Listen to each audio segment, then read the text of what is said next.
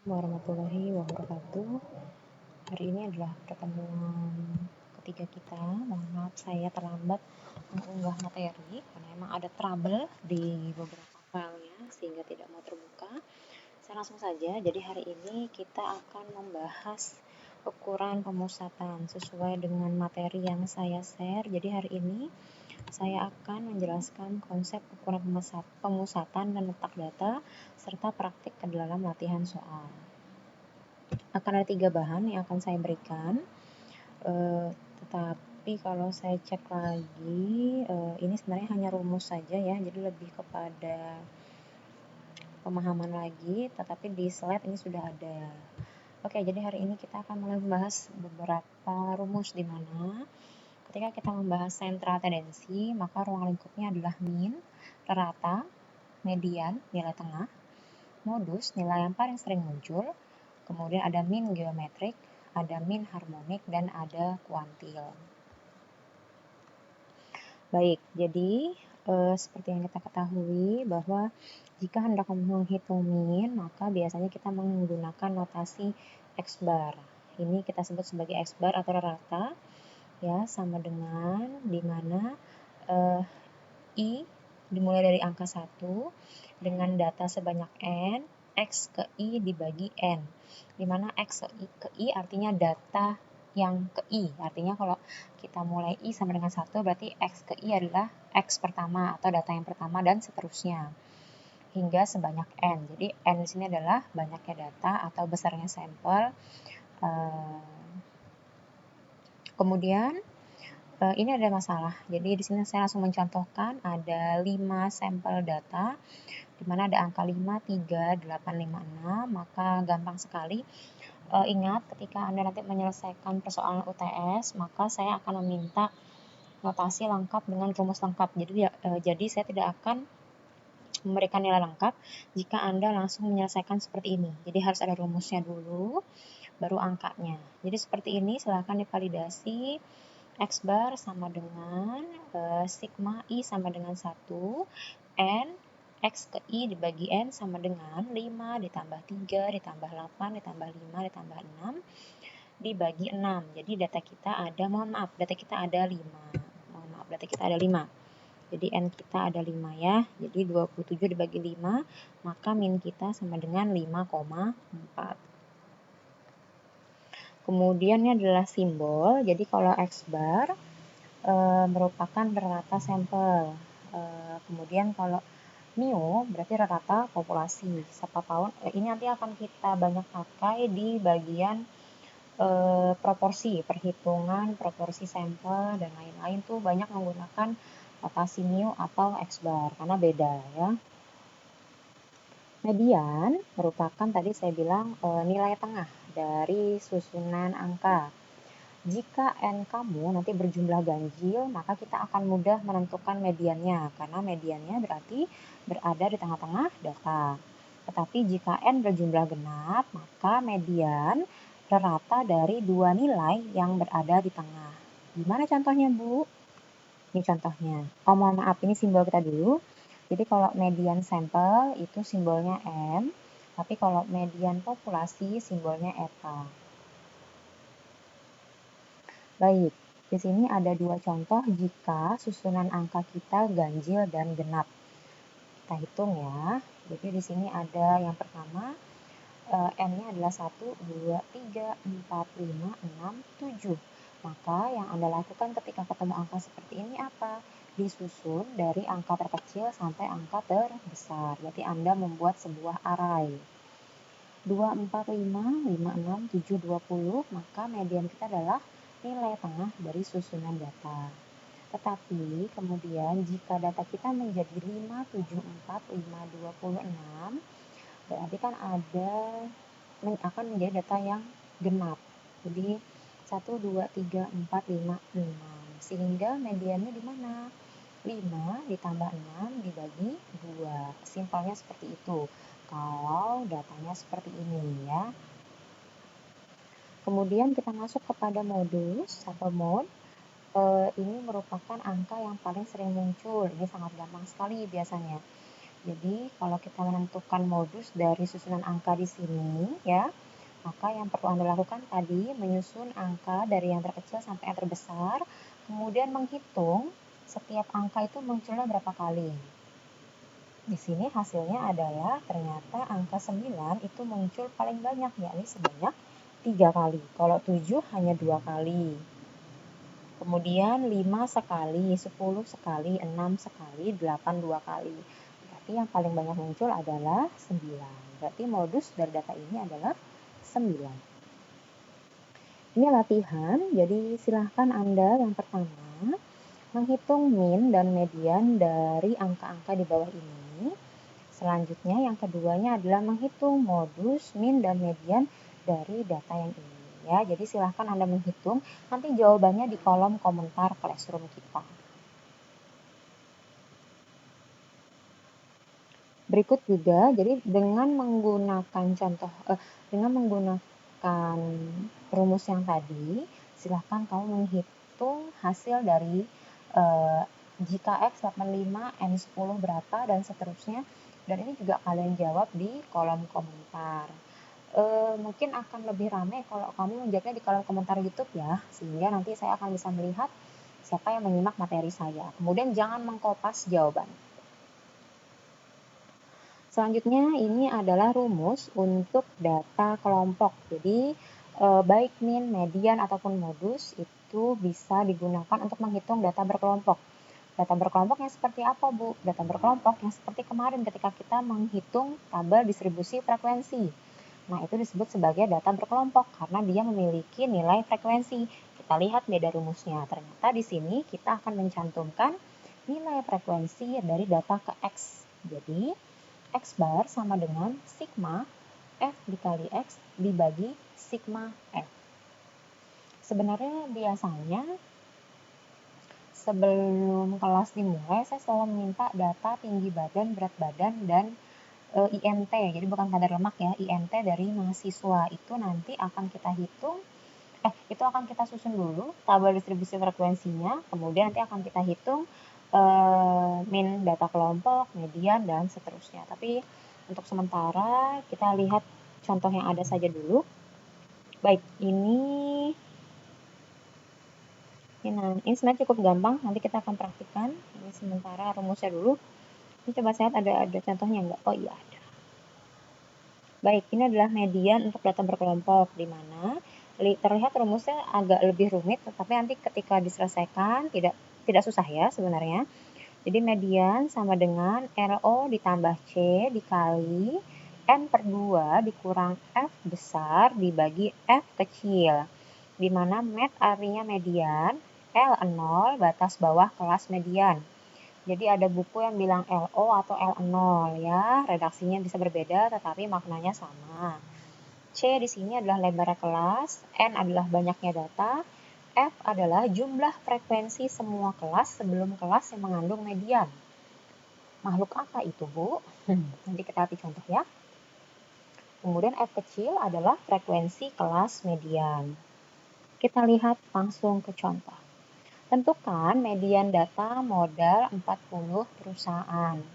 Yang pertama adalah kita menentukan kelas interval dengan cara N per 2. N kita 40. 40 bagi 2 sama dengan 20. Nilai yang ke-20. Nah, coba di sini kita bisa hitung ya. Nilai yang ke-20 ada di mana? Kita bisa tahu dari frekuensi. 4 tambah 5, 9. 9 tambah 8, 17.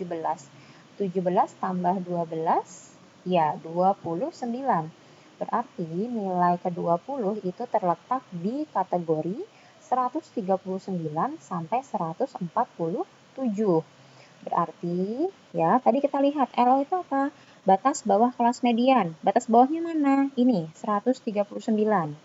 Maka untuk mencari batas bawah, kemarin di contoh distribusi frekuensi saya sudah pernah bahas mencari batas bawah dan batas atas. Batas bawah dikurang 0,5.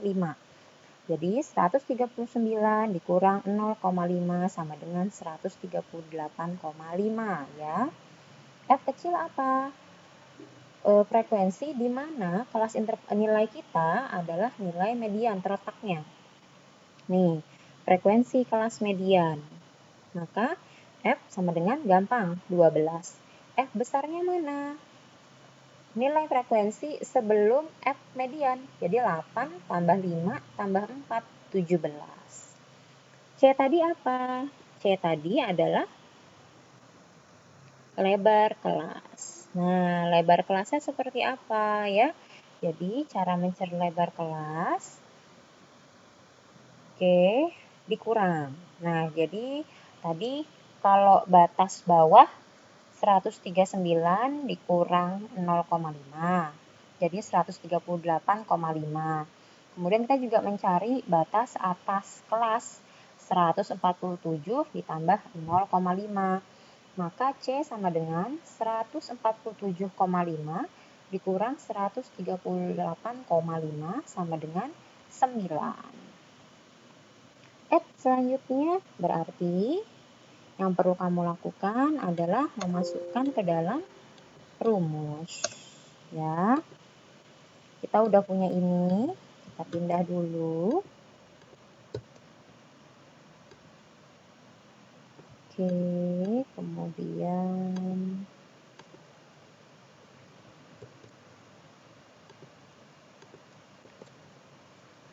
ini kita kecilin aja.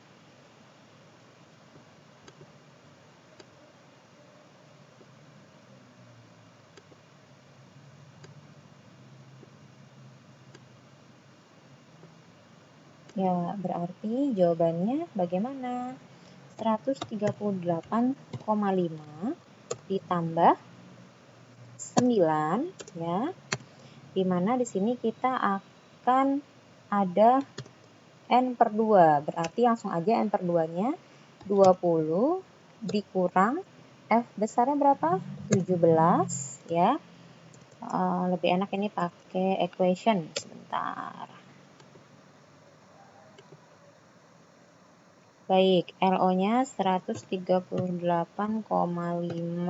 ditambah 9, kemudian X.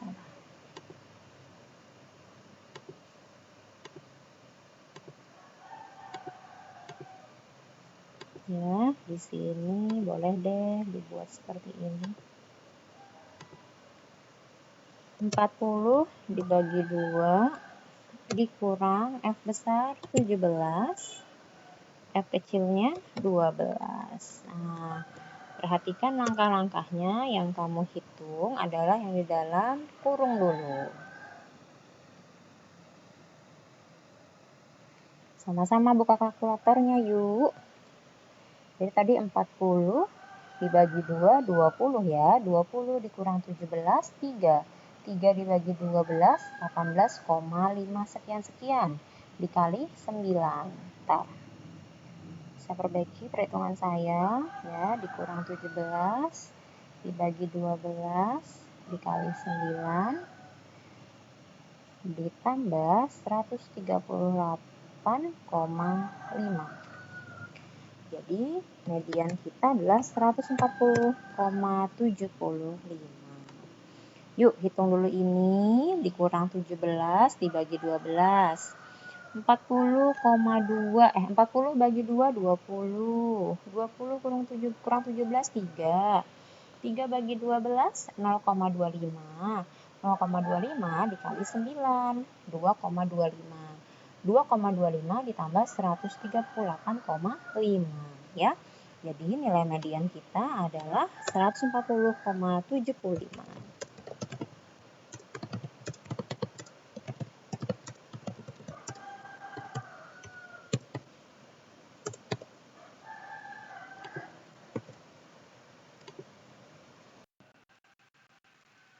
Baik, saya lanjutkan kepada pencarian modus.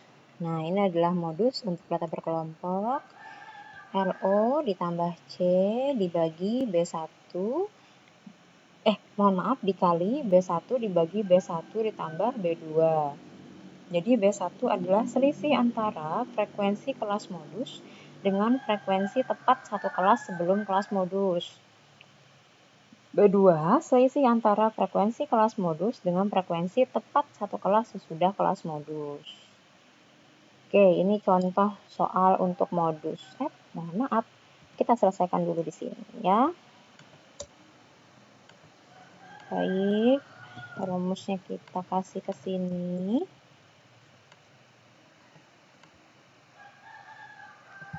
Oke, kemudian jika kita punya data seperti ini, jadi menentukan modus dengan kelas yang memiliki frekuensi terbesar. Nah, kebetulan aja ini frekuensi terbesarnya juga dimiliki di kelas 139 sampai 147. Maka LO-nya adalah tadi sama, batas bawah kelas. 139 dikurang 5, 138,5. Kemudian C-nya sama dengan 9, karena tadi udah dihitung di sini. Nah, ini ya. Kemudian tadi B1 adalah selisih antara frekuensi kelas modus dengan frekuensi sebelum kelas modus. Jadi, ini kan kelas modus kita di sini.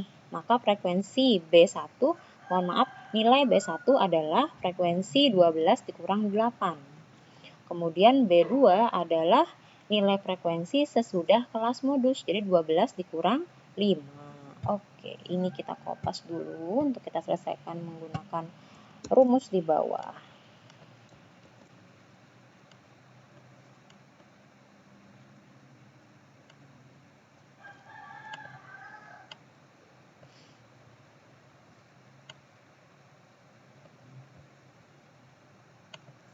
Sebenarnya statistik itu tidak susah kawan-kawan, karena memang kita tidak pernah ditantang untuk menyelesaikan tanpa melihat rumus ya.